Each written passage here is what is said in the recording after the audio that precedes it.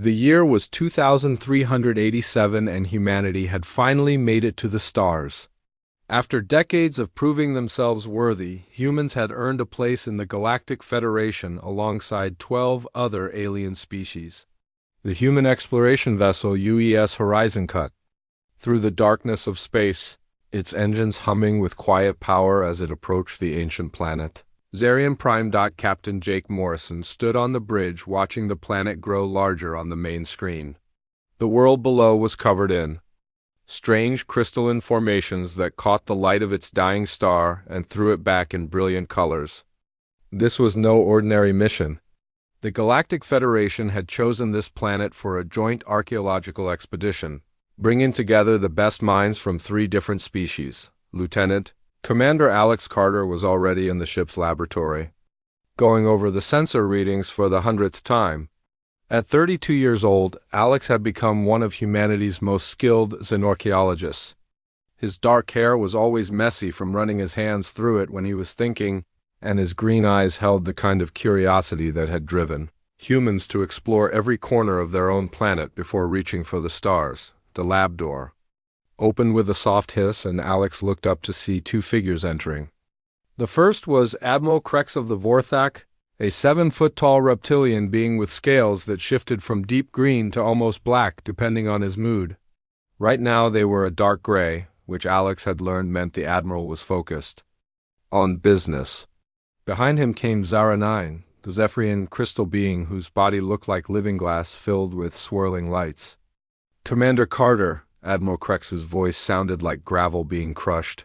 The initial scans show structures beneath the planet's surface, large ones. Alex nodded and brought up a holographic display of the planet. The formations go down at least 3 kilometers? The energy readings are unlike anything we've seen before. Whatever built this place, they were far more advanced than any known civilization. Zara 9's crystalline form pulsed with soft blue light as she spoke. Her voice was like wind chimes in a gentle breeze. My people have legends of the architects. They were said to have built wonders across the galaxy before vanishing into the void. This could be one of their sites. Legends, Admiral Krex snorted. We deal with facts, not stories told to children. Alex looked between them. The tension between the Vorthak and Zephyrians was always present, but today it seemed worse. We'll know more once we get down there. The away team is ready to depart in 1 hour. The 3 species had agreed to work together on this mission, but Alex could feel the underlying competition. Each wanted to be the first to make the great discovery. Each wanted to claim the glory for their own people. An hour later, Alex found himself in the transport shuttle along with 2 other humans, 3 Vorthak warriors, and 2 Zephyrian scholars. The shuttle descended through Xarium Prime's thin atmosphere, passing between the towering crystal spires that covered the planet's surface. As they got closer, Alex could see that the crystals weren't natural formations at all. They were buildings, or what remained of them after countless ages. The shuttle landed near what the sensors had identified as the entrance to the underground complex. Alex was the first to step out onto the alien soil, his boots crunching on the crystalline ground. The air was breathable but thin, and the gravity was about 80% of Earth normal. In the distance, the dying star cast everything in an orange glow that made the crystal structures look like they were on fire. Magnificent, whispered Dr. Lisa Hayes, the other human archaeologist on the team. She was already taking readings. With her scanner, her blonde hair pulled back in a practical ponytail. These structures are at least 50,000 years old, maybe older. The entrance to the underground complex was a perfect circle carved into the planet's surface. It was 20 meters across and descended at a gentle angle into darkness. The walls were covered in symbols that seemed to shift and change when nobody was looking directly at them. As the team made their way down the tunnel, Alex noticed something strange. The symbols on the walls seemed to glow brighter when he was near them. When he mentioned this to Admiral Krex, the reptilian being's scales darkened to almost black. Humans, Krex muttered, always imagining things. But Alex wasn't imagining it. The deeper they went, the more the symbols responded to his presence. It was like the entire complex was waking up after a long sleep. The other team members didn't seem to notice, or if they did, they weren't saying anything. The tunnel opened into a vast underground chamber that took Alex's breath away. The ceiling was so high it disappeared into darkness, and the walls were covered in the same shifting symbols. But it was what filled the chamber that made everyone stop and stare. Machines, thousands of them, arranged in perfect geometric patterns across the floor. Each one was different, but they all shared the same flowing, organic design that seemed to blend technology with art. Some were as small as a human hand, others were the size of buildings. All of them were silent and dark, waiting. "By the void," whispered one of the Vorthak warriors. "What is this place?" Alex stepped forward, drawn by something he couldn't name. As his boot touched the chamber floor, every machine in the room suddenly came to life. Lights flickered on, panels opened, and a low humming filled the air. The symbols on the walls began to pulse with a rhythm that matched Alex's heartbeat. "Everyone back to the shuttle," Admiral Krex ordered, his voice sharp with fear. "Now, wait," Alex called out. "This is the discovery of a lifetime. We can't just leave." "The energy readings are off the charts," Dr. Hayes said, checking her scanner. "Whatever these machines are, they're drawing power from somewhere deep in the planet's core." Xara-9's crystalline form was pulsing with agitated yellow light. "This feels wrong. The energy is too pure, too focused. It's like the planet itself is a weapon." Admiral Krex was already backing toward the tunnel. "I'm ordering an immediate evacuation. This technology is too dangerous." "Dangerous?" Alex couldn't believe what he was hearing. "This could change everything we know about the galaxy, about life itself." "The human is right," said one of the Zephyrian scholars. "We should study these machines before making any decisions." But Admiral Krex was already speaking into his communicator. "All teams return to the shuttle immediately. We're leaving this planet." Alex looked around the chamber one more time. The machines were still humming, still waiting. Something deep inside him told him that this place was important, not just for science, but for humanity's future. But he could see the fear in the alien's eyes, and he knew that fear would win as the team made their way back to the surface. Alex couldn't shake the feeling that they were making a terrible mistake. The symbols on the tunnel walls seemed to dim as they passed, as if the complex was going back to sleep. But just before they reached the surface, Alex thought he heard something. A voice, speaking in perfect English, coming from somewhere deep. "In the planet's core, wait for us," it said. "We have been waiting for you." Alex stopped walking, but the others didn't seem to have heard anything. They continued toward the shuttle, eager to escape whatever they had awakened in the depths of Xarium Prime. The shuttle ride back to the UES horizon was tense and silent. Alex sat in his seat, watching Xarium Prime shrink beneath them, his mind racing with questions about what they had found. The ancient machines had responded to him in ways that seemed impossible. And that voice he had heard still echoed in his thoughts. Admiral Krex was already on the communication system before they even reached the ship. Alex could hear him speaking rapidly in the Vorthak language to someone on the other. And the reptilian scales were shifting between dark gray and black, which meant he was both angry and afraid. "What's he saying?" Dr. Hayes whispered to Alex. "I don't know," Alex replied, "but I don't think it's good." When they docked with the Horizon, Captain Morrison was waiting for them in the shuttle bay. His face was grim as he watched the away team disembark. Alex had known Jake Morrison for 3 years, and he had never seen the captain look so worried. "Commander Carter," Morrison said, "Admiral Krex wants to speak with you immediately." Alex nodded and followed the captain to the conference room. Admiral Krex was already there, along with Xara-9 and several other alien officers. The tension in the room was thick enough to cut with a knife. "Commander," Admiral Krex began without any greeting, "the Vorthak High Command has reviewed our initial findings. They have determined that the technology on Xarium Prime poses an unacceptable risk to galactic security." "Risk?" Alex couldn't hide his surprise. "Admiral, we barely spent an hour down there. How can they make that determination so quickly?" Xara-9's crystalline form pulsed with nervous energy. The Zephyrian Council agrees with the Vorthik assessment. The energy readings from the planet are unlike anything in our databases. Technology that advanced could be weaponized. Or it could be the key to solving problems we haven't even imagined yet, Alex argued. This could be medical technology, or energy production, or transportation systems. We won't know until we study it. Admiral Krex stood up, his full height making him tower over everyone in the room. The decision has been made.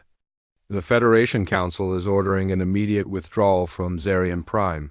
The planet will be quarantined until further notice. Alex felt his heart sink. Captain, you can't agree to this. This is the greatest archaeological discovery in human history. Captain Morrison looked uncomfortable. Alex, I understand your position, but we're part of the Federation now. We have to respect their decisions. Their decisions? Alex's voice was rising. They're afraid of something they don't understand. That's not science, that's cowardice. Admiral. Krex's scales darkened to pure black. You will watch your tone, human. The Federation has existed for thousands of years. We know danger when we see it. The machines responded to me, Alex said. Not to any of you, to me. Doesn't that tell you something? Yes, Zaranine said quietly. It tells us that humans are somehow connected to this technology. That makes it even more dangerous. Alex stared at her. Dangerous? Or are you afraid that humans might actually be capable of understanding something you can't? The room fell silent. Alex realized he had crossed a line, but he didn't care. The opportunity to unlock the secrets of the architects was slipping away because of fear and prejudice. Admiral Krex's voice was cold when he spoke. The Federation fleet will depart Xarium Prime in 6 hours. All personnel will be aboard their respective vessels before then. And if we refuse? Alex asked. Then you will be left behind, Krex said simply. The Federation will not risk the safety of trillions of beings for the curiosity of a few humans. Alex looked at Captain Morrison, hoping for support, but the captain avoided his eyes. Alex, we have to go. I'm sorry, but that's an order. The meeting ended with Alex storming out of the conference room. He went straight to his quarters and began packing his equipment. If they were leaving, he was going to take as much data as possible. Maybe he could convince the Federation to return later, when they had time to study the readings properly. Dr. Hayes found him there an hour later. Alex, I've been monitoring the planet's energy output. It's been increasing steadily since we left the surface. Alex stopped packing and looked at her readings. It's like the machines are trying to maintain contact with us? Or trying to tell us something, she said. Alex, what if the architects left that technology specifically for us? What if humans are supposed to find it? Before Alex could answer, the ship's alarm began blaring. Captain Morrison's voice came over the intercom. All hands to stations. We're detecting massive energy surges from the planet's surface. Alex and Dr. Hayes ran to the observation deck. Through the viewport, they could see Xarium Prime glowing like a small star.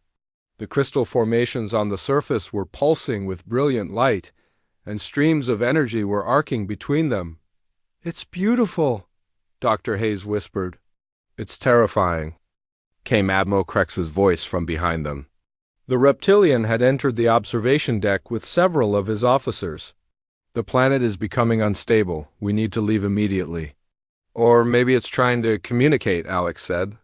Maybe the machines are trying to show us something.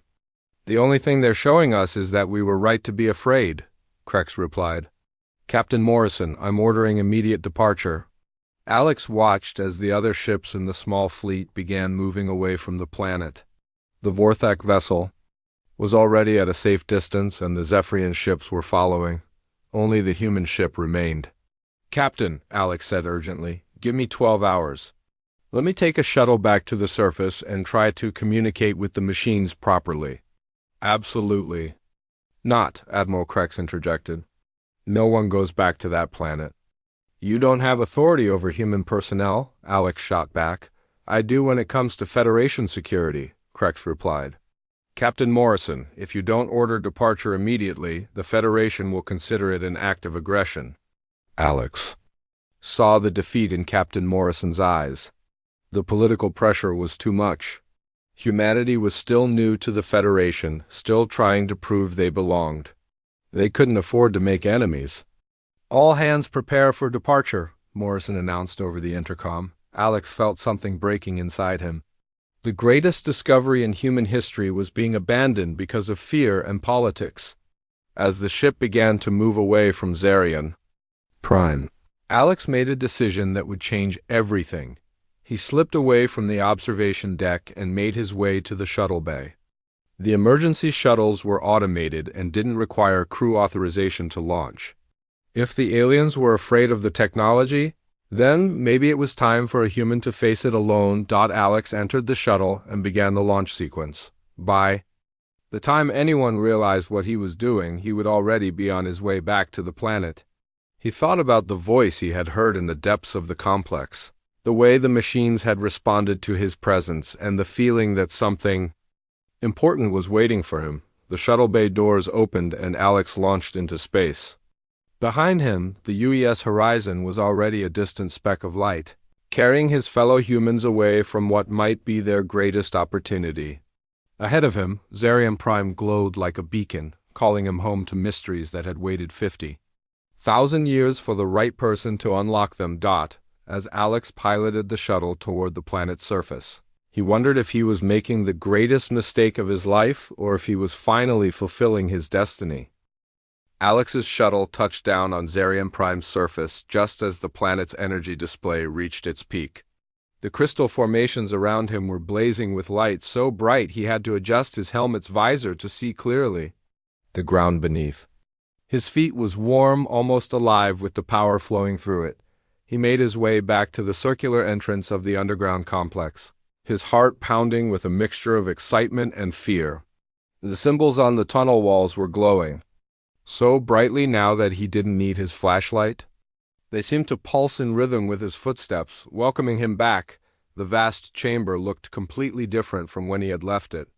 Every machine was now active, humming with purpose and bathed in soft light.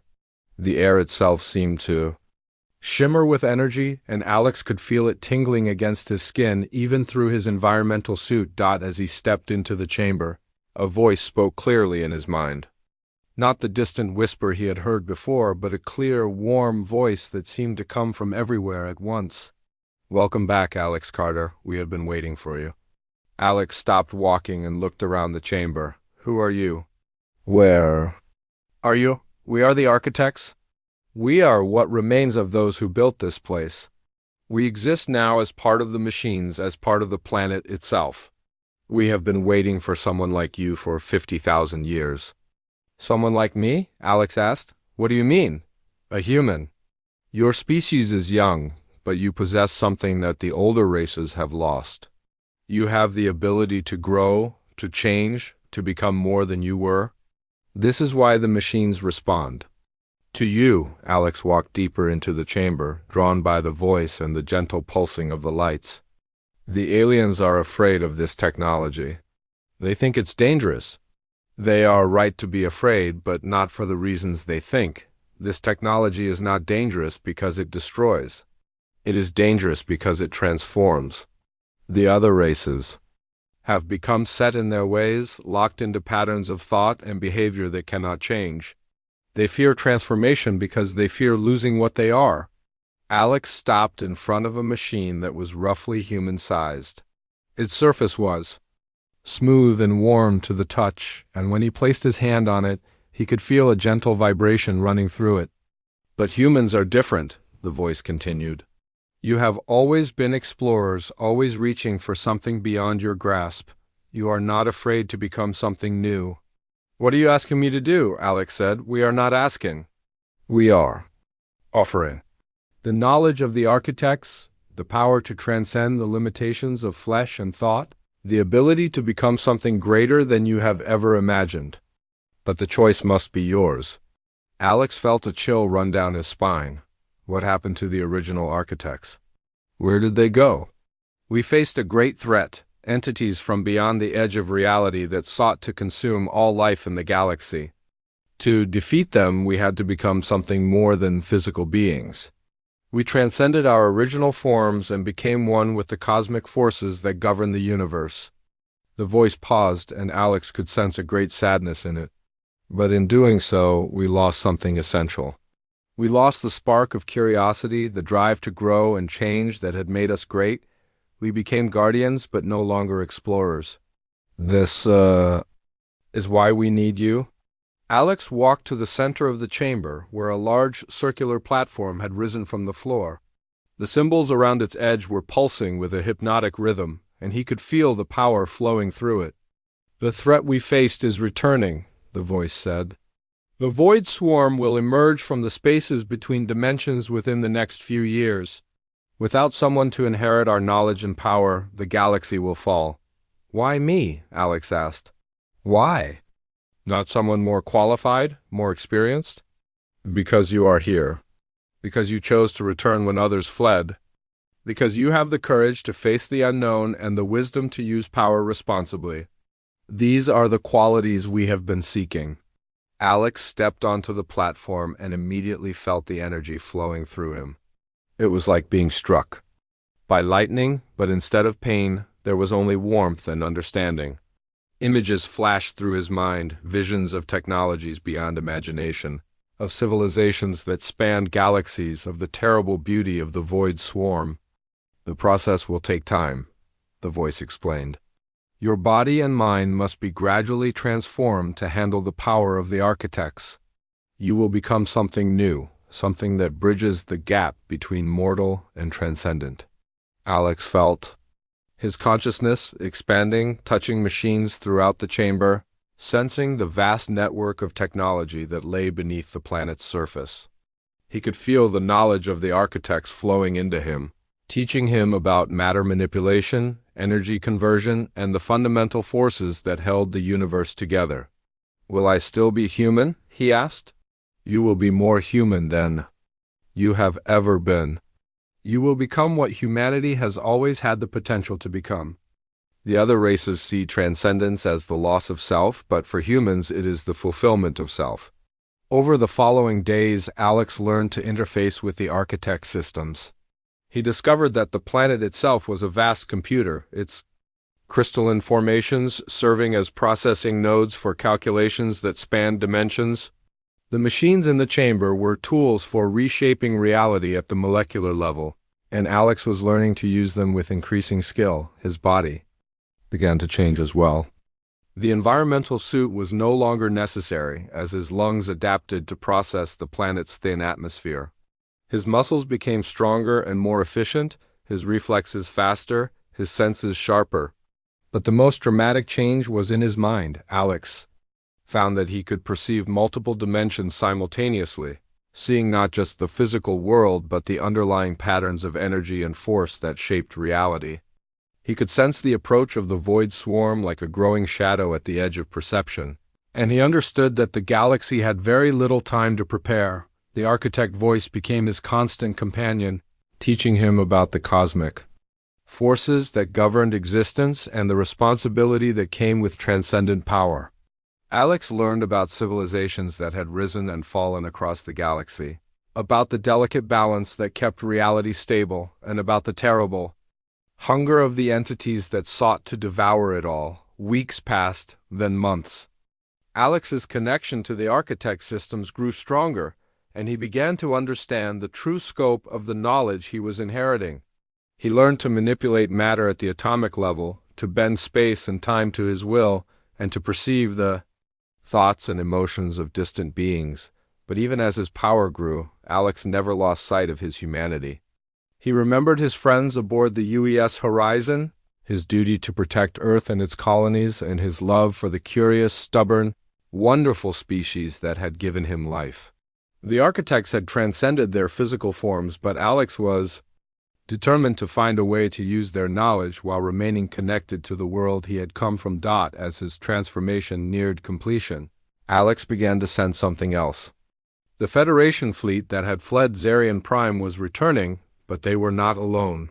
Ships from across the galaxy were converging on the planet, drawn by the energy signatures that Alex's presence had triggered.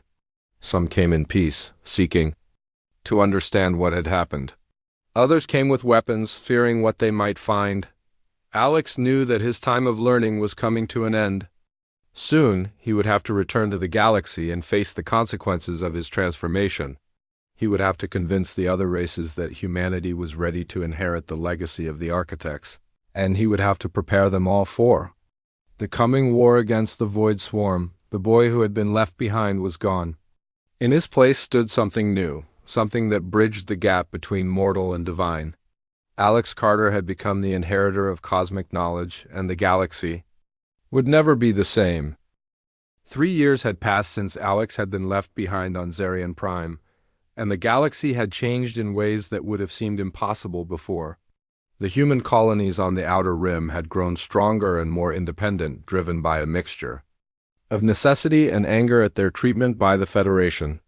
Earth itself had become more isolated, its representatives pulling back from Federation politics after the abandonment of one of their best officers. Alex stood on the observation deck of his ship, the Synthesis, watching the blue-green world of New Terra grow larger on the viewscreen. The vessel he had built using architect technology was unlike anything the galaxy had ever seen. It existed in multiple dimensions simultaneously, its hull shifting between solid matter and pure energy as needed. To those who saw it, the ship appeared to be made of living light wrapped in crystalline structures that defied all known physics. The transformation that had begun in the depths of Xarium Prime was now complete. Alex's body had been rebuilt at the molecular level, giving him the ability to survive in the vacuum of space, to manipulate matter with his thoughts, and to perceive the flow of time and energy that connected all things. His appearance had changed as well, his features becoming more refined and his eyes now holding flecks of the same light that powered the architect machines. But despite all these changes, Alex remained fundamentally human. He still felt love for his species, anger at injustice, and hope for the future. The architects had been right when they said that transcendence would make him more human rather than less. "Sir," came a voice from behind him.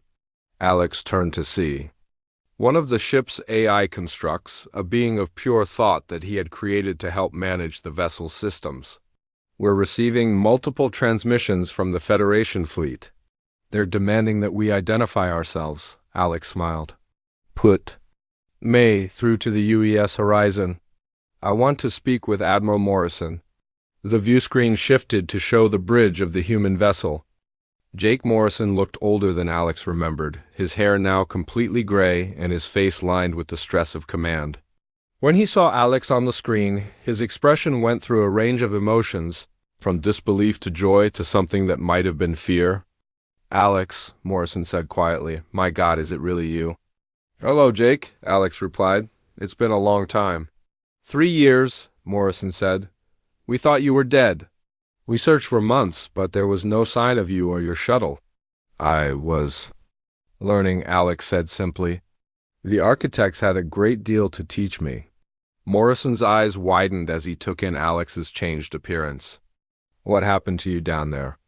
"I became what I was meant to become," Alex said. "But we have more important things to discuss." "The Void Swarm is coming, Jake. The galaxy has maybe 2 years before they arrive in force." Before Morrison could respond, another voice cut into the transmission. "This is Admiral Crux of the Vorthic Federation Fleet. Unknown vessel, you will surrender immediately or be destroyed." Alex's expression didn't change, but the lights on his ship pulsed brighter.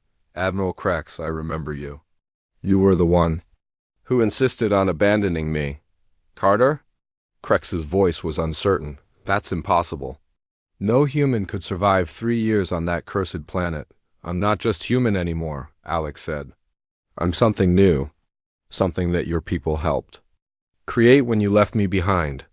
The viewscreen split to show both Morrison and Crux. The reptilian scales were shifting rapidly between colors, a sign of extreme agitation. "Whatever you've become, you're still bound by Federation law. You will submit to inspection and interrogation."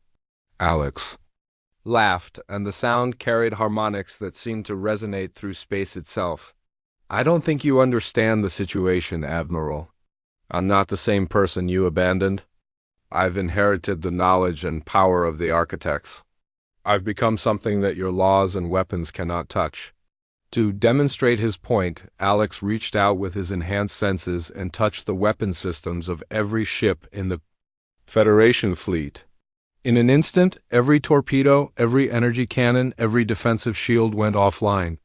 The ships hung in space, completely powerless. How? Krex's voice was barely a whisper.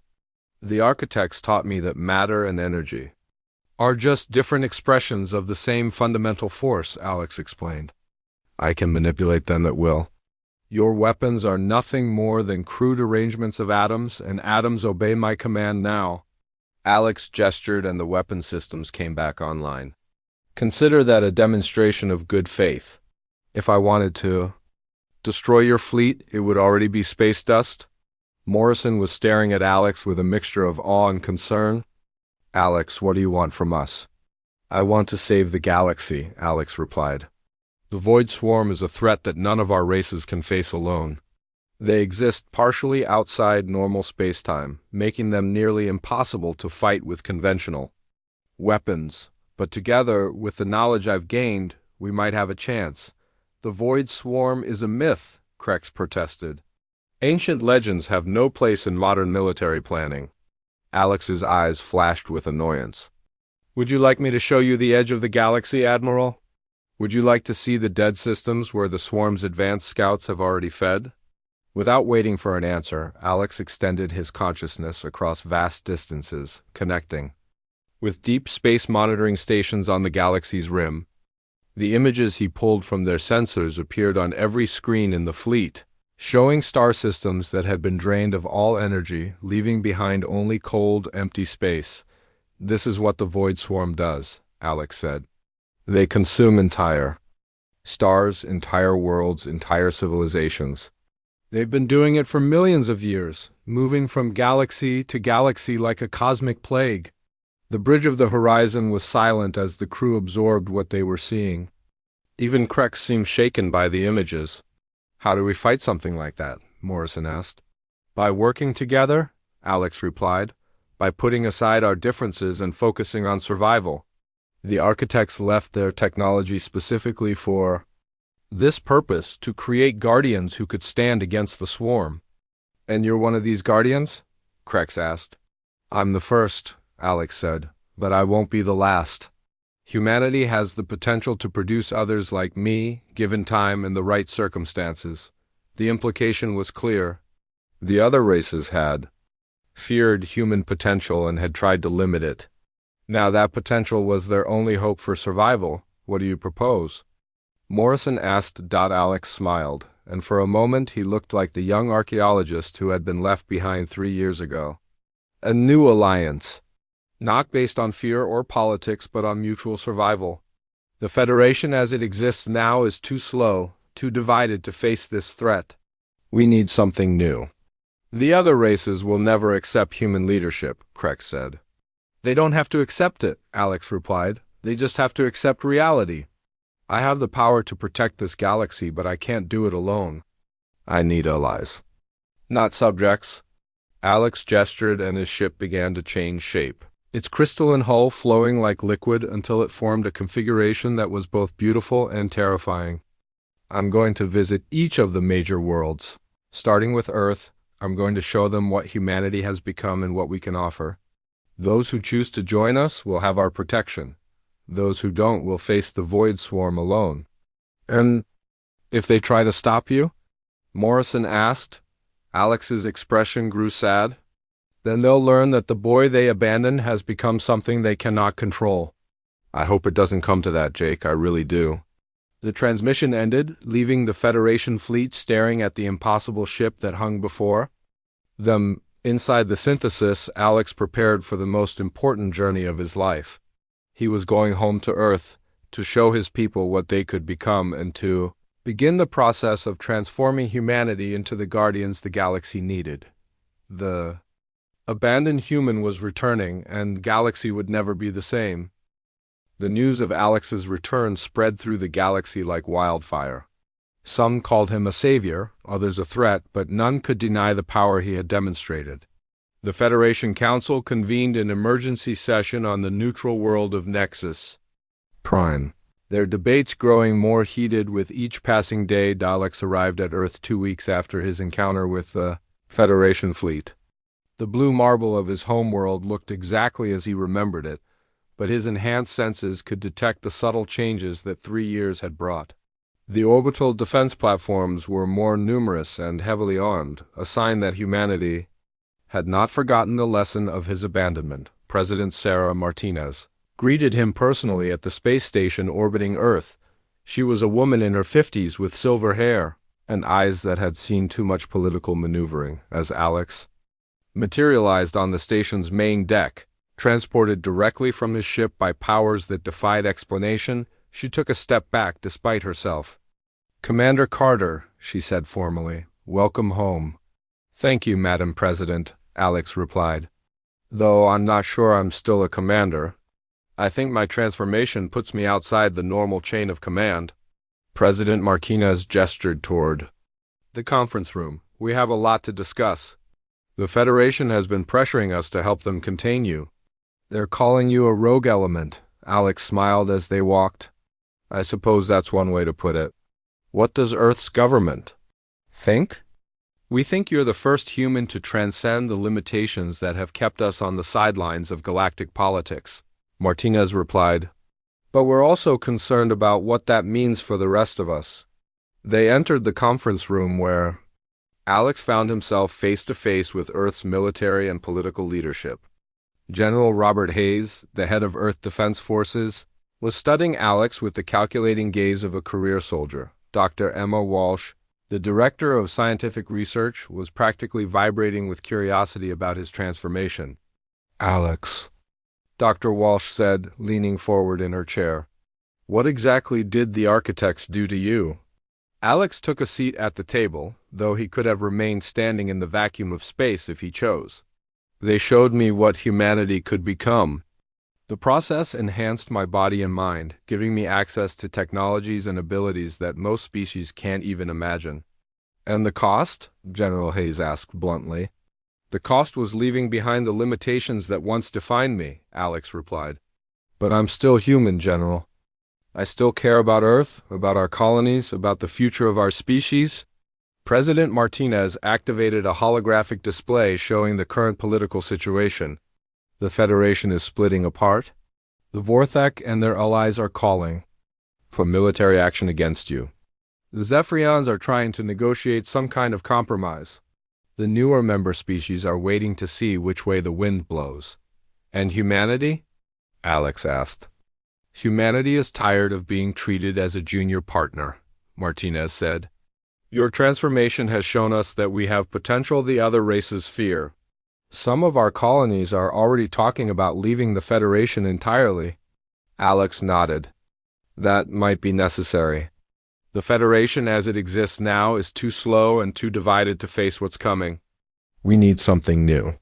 He gestured and the holographic display changed, showing the edge of the galaxy where the Void Swarm's advanced scouts had already begun their work of consumption.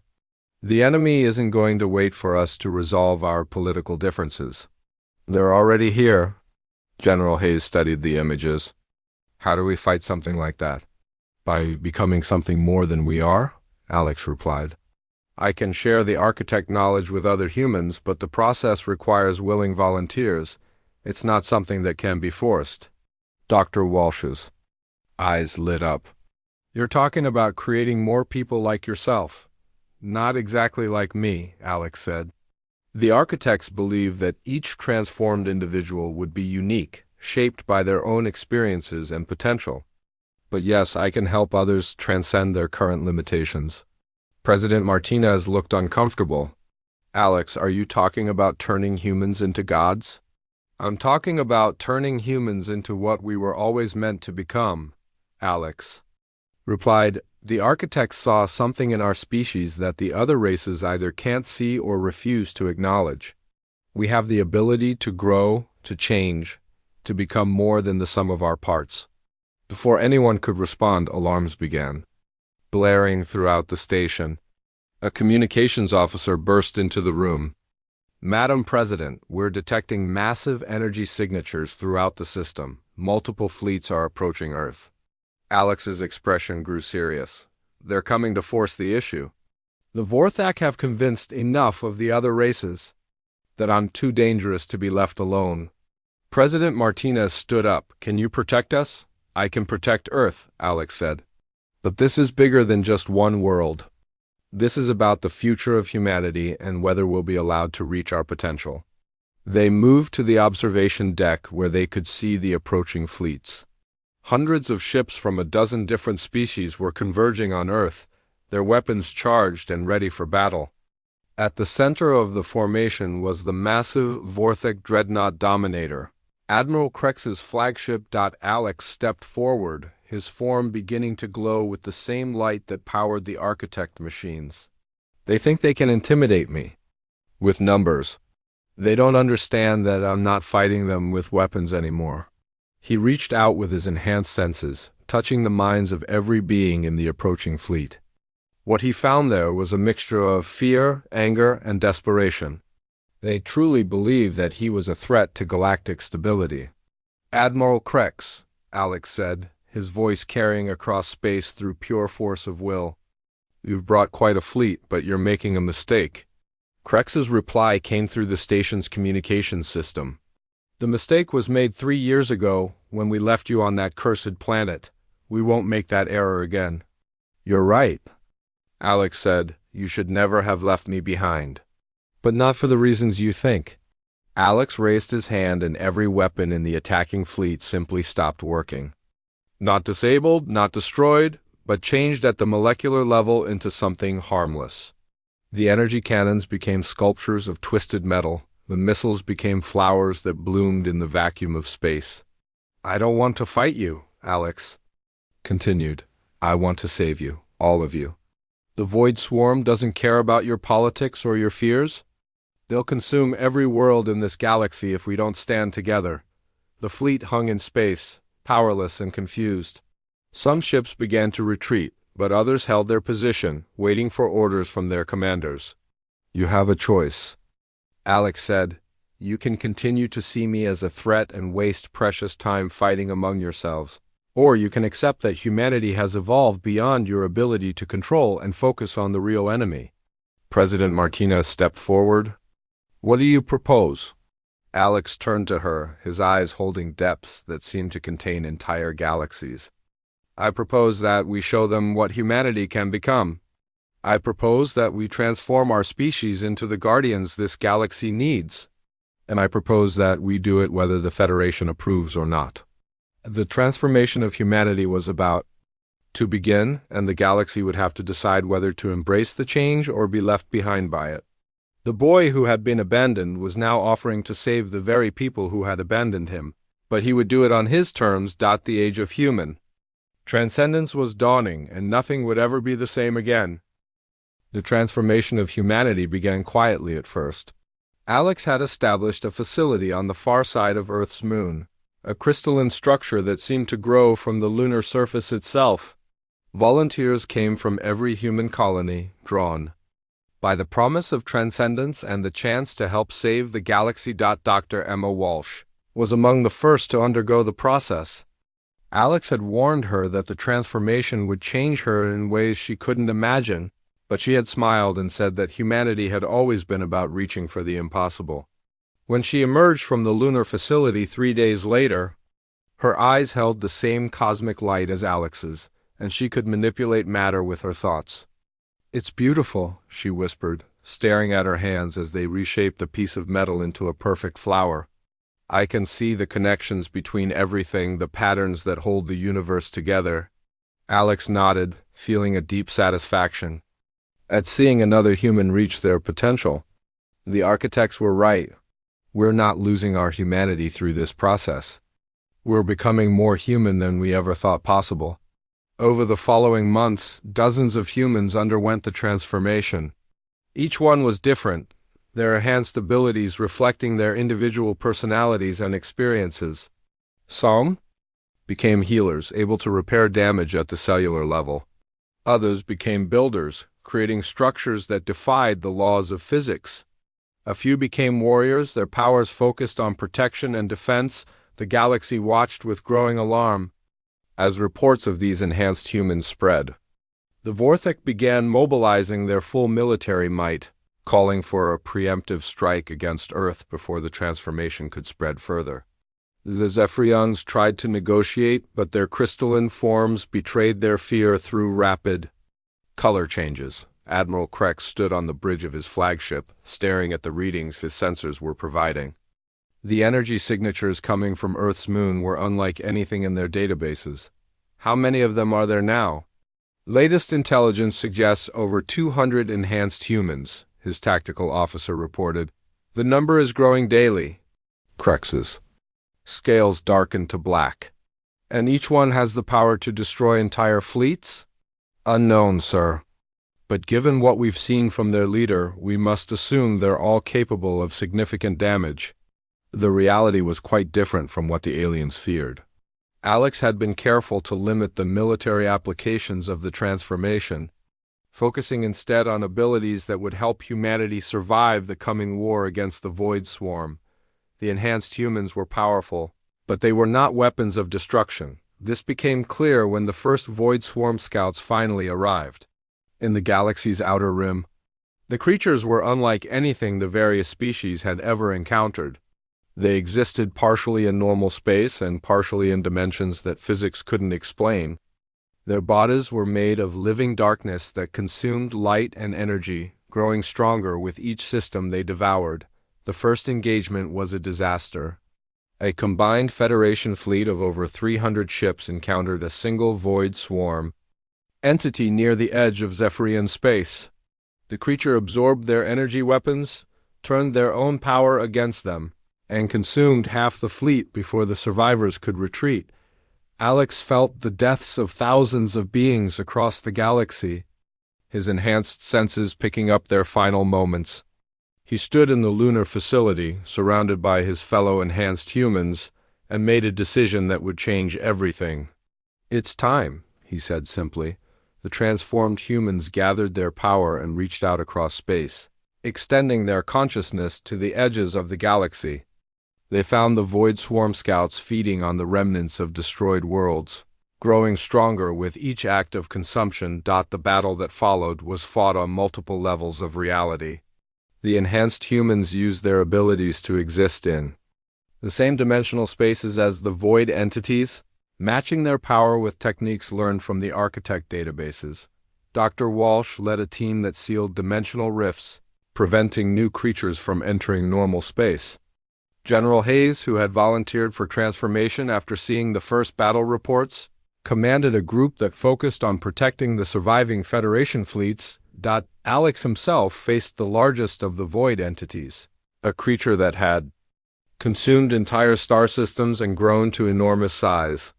The battle raged across multiple dimensions, with each combatant drawing on forces that lesser beings couldn't even perceive.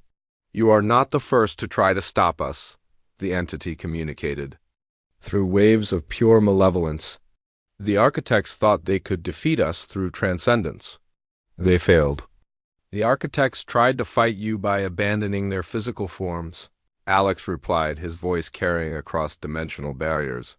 "But we're different. We're not abandoning our humanity. We're embracing it."